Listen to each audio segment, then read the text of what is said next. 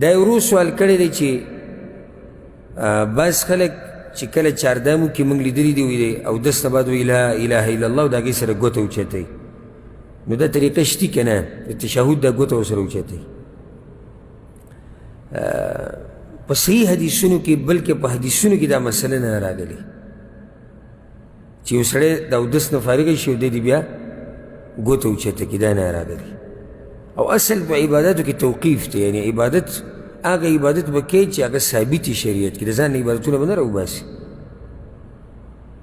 بل دا چې لا اله الا الله ذکر هم دلته نه راغلی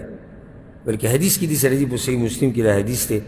اشهد ان لا اله الا الله وحده لا شريك له واشهد ان محمدا عبده ورسوله بعض روایتونو کې اللهم اجعلني من التوابین واجعلني من المتطهرین بس او د دې سره ګوته اوچتول دا حدیث کې نه دی راغلی والله اعلم